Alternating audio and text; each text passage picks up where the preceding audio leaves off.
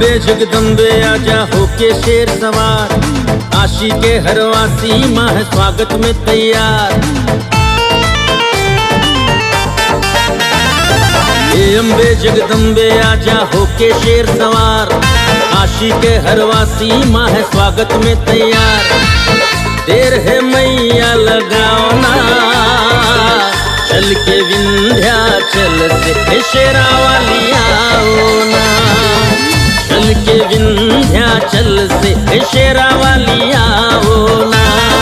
हे अम्बे जगदम्बे आजा होके शेर सवार, काशी के हरवासी माँ है स्वागत में तैयार।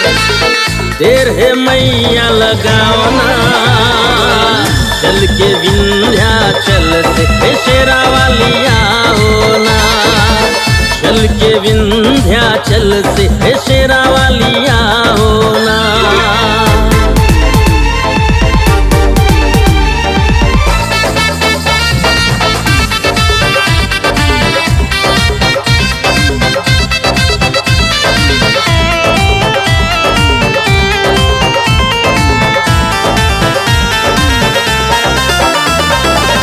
हे जग जननी संकट हरनी विनती बारंबार, हर साल जैसे आती हो मैया आना भी इस बार।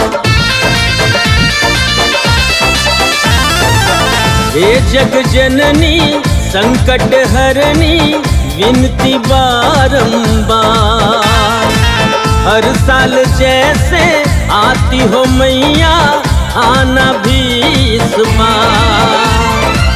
तेरे दरस को प्यासी अखियाँ, तेरे दरस को प्यासी अखियाँ है बेबस लाचार। काली कलकत्ते वाली मैया तुम भी आना, ज्वाला देवी नैना देवी सबको संग तुम लाना। भक्तों की आस पूरा होना, भक्तों की आस पूरा होना, चल के विंध्याचल दरबार। हे अम्बे जगदम्बे आजा होके शेर सवार, काशी के हरवासी माँ है स्वागत में तैयार।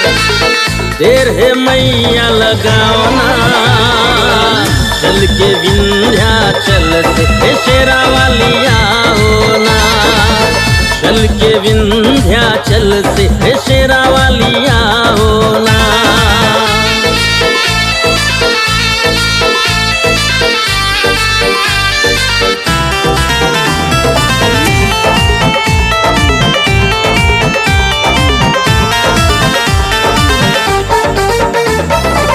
ध्वजा धर्म का लेके खड़े हैं संकट मोचन हनुमान, काशी के कोतवाल काल भैरव करते हैं जयगान। ध्वजा धर्म का लेके खड़े हैं संकट मोचन हनुमान, काशी के कोतवाल काल भैरव करते हैं जयगान। देवादिदेव महादेव भी बैठे, देवादिदेव महादेव भी बैठे है लगाए ध्यान। मां अन्नपूर्णा माँ दुर्गा माँ शीतला का है कहना, 9 दिन काशी की नगरी में रहना मेरी बहना। संजय अनिल तुम गुन गाओ ना, संजय अनिल तुम गुन गाओ ना, चल के विंध्याचल द्वार। हे अम्बे जगदम्बे आजा होके शेर सवार, काशी के हरवासी माँ है स्वागत में तैयार।